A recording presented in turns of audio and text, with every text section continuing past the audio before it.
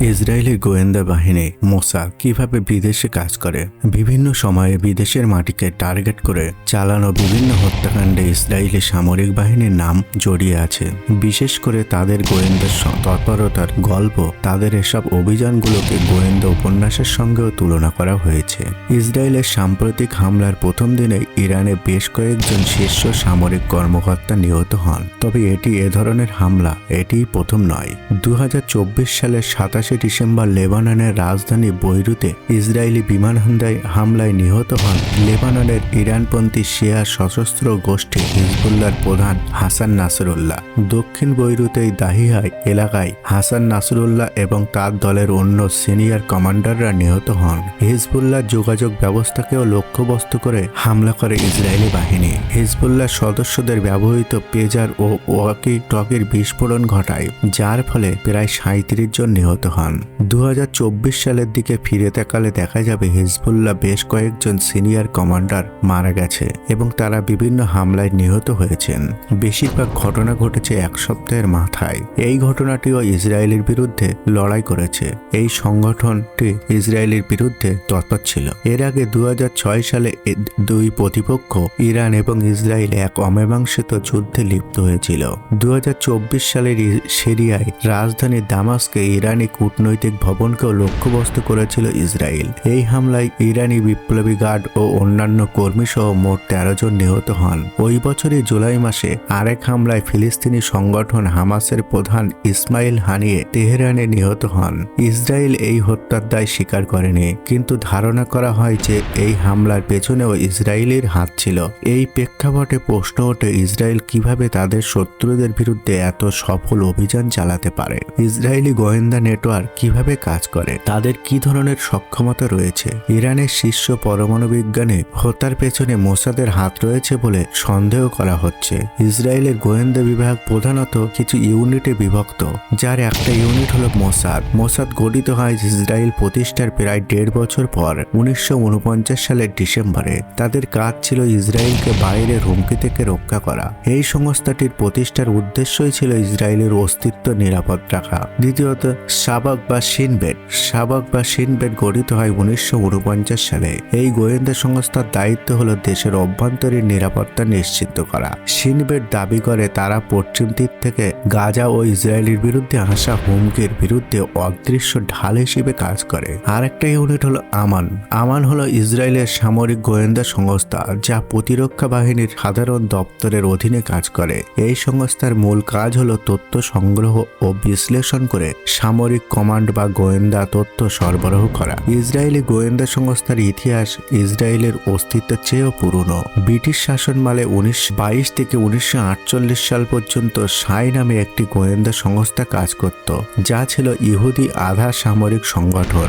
Israel সৃষ্টির পর আমান তৈরি করা হয়। আমান বেশ কয়েকটি ইউনিট নিয়ে গঠিত, তবে 8200 এবং 9900 এবং 504 হলো সবচেয়ে গুরুত্বপূর্ণ ইউনিট, যারা গাজা ইসরায়েলের পক্ষে গুরুত্বপূর্ণ ভূমিকা পালন করেছে।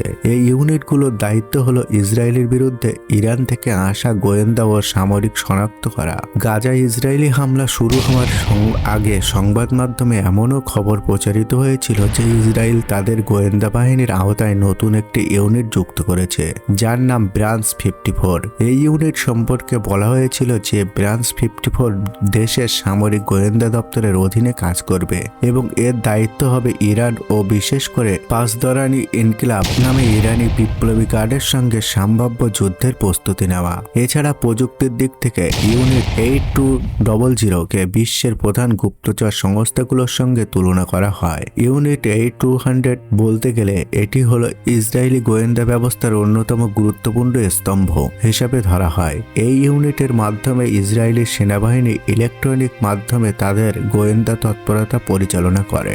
ইসরায়েলি সেনাবাহিনীর মতে এটি তাদের সবচেয়ে বড় গুরুত্বপূর্ণ সামরিক গোয়েন্দা ইউনিট। তথ্য অনুযায়ী ইউনিট 8200 কে 10,000-এর বেশি লোক কাজ করে এবং এখানে যারা কাজ করে তারা এলিট বা শিক্ষিত বাহিনী থেকে বাছাই করা হয়। এমনও বলা হয় এই ইউনিটে কাজ করা সদস্যদের সংখ্যা মোসাদ ও শিনবেটের সদস্যদের থেকেও বেশি।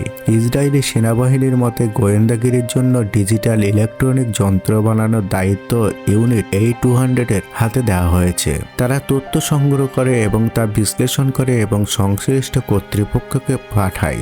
ইউনিট A200 ইসরায়েলের সব অঞ্চলে সক্রিয় রয়েছে। যুদ্ধ পরিস্থিতিতে তারা সেনাবাহিনীর সদর দপ্তর থেকে কাজ করে, যাতে তারা তথ্য সংগ্রহের গতি আরও বেশি বাড়াতে পারে। ইউনিট A200 কে দায়িত্ব দেওয়া হয় বিভিন্ন যোগাযোগ ব্যবস্থার ওয়াটার ট্যাপিং, গোপনে আড়ি পাতা, গোয়েন্দা ও সামরিক তথ্য ডিকোড করা, সামাজিক যোগাযোগ মাধ্যম ও ইন্টারনেট থেকে গোয়েন্দা তথ্য সংগ্রহ করা, সাইবার হুমকি শনাক্তকরণ করা। গোয়েন্দা তথ্য সংগ্রহের জন্য ইলেকট্রনিক ও সাইবার ডিভাইস তৈরি করাও এদের দায়িত্ব। প্রযুক্তির দিক থেকে ইউনিট 800 এর তুলনা করা হয় বিশ্বের বড় বড় গোয়েন্দা সংস্থার সঙ্গে। ক্যাটাগরির দিক থেকে একে আমেরিকার জাতীয় নিরাপত্তা সংস্থার সমতুল্য বলে মনে করা হয়। উদাহরণ হিসেবে বলা যায় 2010 সালে ইরানের পারমাণবিক স্থাপনাগুলোতে সাইবার আক্রমণের সাথেও ইউনিট 800 জড়িত ছিল বলে জানা গেছে।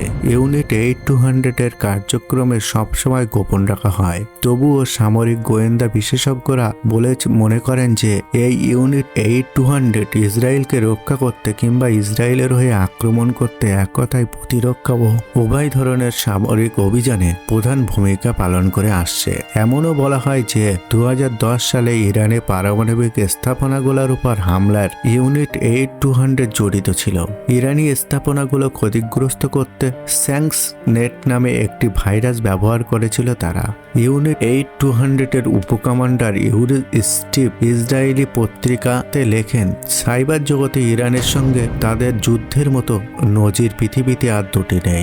ইউনিট 800 এর তথ্য গোপন রাখার জন্য সামাজিক মাধ্যমে কাজ করা ব্যক্তি ও দলগুলোকে ব্যবহার করে। এই ইউনিট গঠিত হয় 1952 সালে, যার প্রথম নাম ছিল সেকেন্ড ইন্টেলিজেন্স সার্ভিস ইউনিট, অর্থাৎ দ্বিতীয় গোয়েন্দা পরিষেবা ইউনিট। পরে এই ইউনিটকে 848 বা 515 নামেও ডাকা হতো।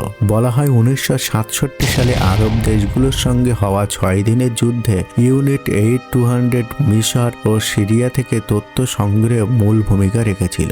এই যুদ্ধ ইসরায়েলিদের জয়ের মধ্যে দিয়ে শেষ হয়েছিল। এই 6 দিনে আরব ইসরায়েল যুদ্ধে অনেকগুলো আরব দেশ মিলেও ইসরায়েলের কাছে পরাজিত হয়। 2023 সালের 7 অক্টোবর দক্ষিণ ইসরায়েলের হামাসের হামলার পর 800 ইসরায়েলি মিডিয়ায় আলোচনায় সামনে আসে।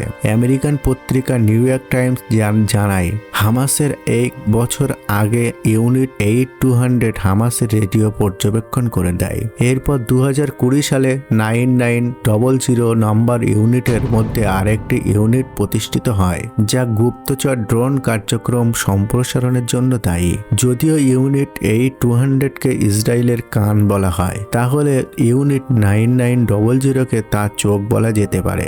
এই ইউনিটের দায়িত্ব হলো ছবি ও ভিডিও গোয়েন্দা তথ্য সংগ্রহ। এজন্য ইউনিট স্যাটেলাইট এবং গোয়েন্দা বিমান ও ড্রোন ব্যবহার করে। এসব ছবি ও ভিডিও তথ্য সংগ্রহ ও বিশ্লেষণ করে সেনা কমান্ডার ও সিদ্ধান্ত গ্রহণকারী কর্মকর্তাদের কাছে রিপোর্ট পৌঁছে দেওয়া এই ইউনিটের দায়িত্ব।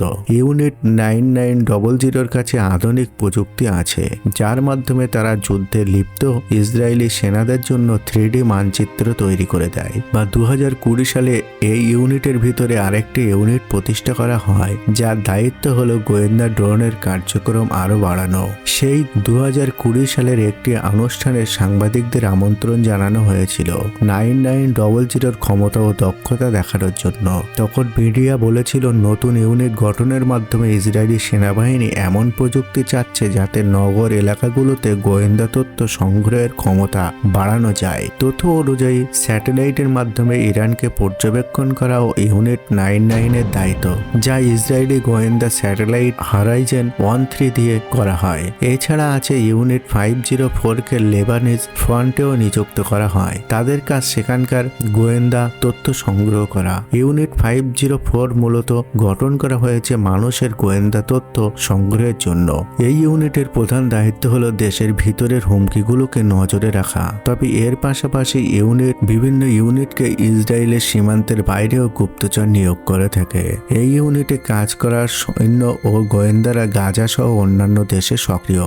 ইসরায়েলি সেনাবাহিনীর মতে দেশের নিরাপত্তায় এই ইউনিটের গুরুত্বপূর্ণ ভূমিকা রয়েছে এবং শত শত সফল অপারেশন চালিয়েছে। তবু ইউনিটের কার্যকলাপ সম্পর্কে খুব কম লোকই জানে।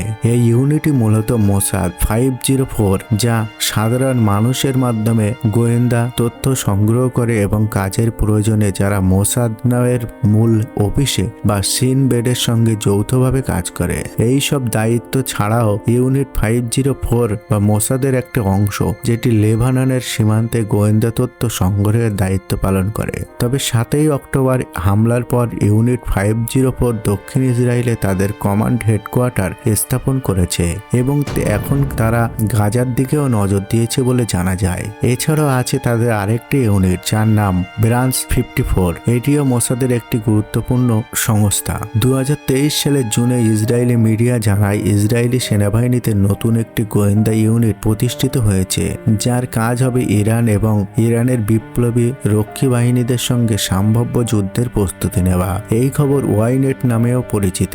এই খবর ওয়াইনেট নামে এক ইসরায়েলি ওয়েবসাইটে প্রকাশ করে প্রথম। তারা জানায় ব্রাঞ্চ 54 প্রতিষ্ঠা করা হয় ইরানের সামরিক কার্যক্রম ও প্রশিক্ষণ কৌশল সম্পর্কে তথ্য সংগ্রহের জন্য। রিপোর্ট অনুযায়ী এই ইউনিটের মাত্র 30 জন সদস্য কাজ করতেন। ব্রাঞ্চ 54 প্রতিষ্ঠা এই ইঙ্গিত দেয় যে ইরানি সামরিক হুমকি সম্পর্কে ইসরায়েলি সামরিক বাহিনীর চিন্তা ভাবনার পরিবর্তন এসেছে। ইরানের সঙ্গে সম্ভাব্য যুদ্ধ হিজবুল্লাহ, হামাস বা ইসলামিক জিহাদের সঙ্গে যুদ্ধের মতো একেবারে হবে না। তবে মোসাদের দায়িত্ব হচ্ছে ইসরায়েলি সেনাবাহিনীকে ইরানের নিরাপত্তা কাঠামো এবং সামরিক সক্ষমতা সম্পর্কে তথ্য সরবরাহ করা, এবং এই গোয়েন্দা ইউনিটগুলো তারই একটি অংশ এবং তারা ইরানের সেই স্থানগুলোকে শনাক্ত করে বলেও জানা যায় যেখানে যুদ্ধ শুরু হলে আক্রমণ চালানো হবে। ব্রাঞ্চ 54 এর কমান্ডার বলেন তাদের কার্যক্রম শুধু ইরানের রিপাবলিকান গার্ডকে ঘিরেই। মোসাদ প্রতিদিন টার্গেট শনাক্ত করে এবং নতুন নতুন গবেষণা করে কিভাবে সেগুলোকে প্রভাব ফেলা যায়, এবং মোসাদ বাহিনী ইতিমধ্যেই ইরানের অনেক লক্ষ্যবস্তুকে শনাক্ত করেছে বলেও জানা যায়। ইরানের পরমাণু শক্তি থাকলেও তাতে ইসরায়েলের কিছু যায় আসে না, কারণ ইসরায়েলের গোয়েন্দা বাহিনী সেগুলো কোথায় আছে তা অলরেডি জেনে ফেলেছে বলেও ধারণা করা যায়। মোসাদ বাহিনী আরও বলেন ইরানের সঙ্গে যে কোনো সামরিক সংঘর্ষ হবে সম্পূর্ণ আলাদা রকমের যুদ্ধ। ইরানের উপর সাম্প্রতিক হামলায় ইসরায়েলের এই গোয়েন্দা ইউনিটের গুরুত্বপূর্ণ ভূমিকা রেখেছে বলেও ধারণা করা যাচ্ছে।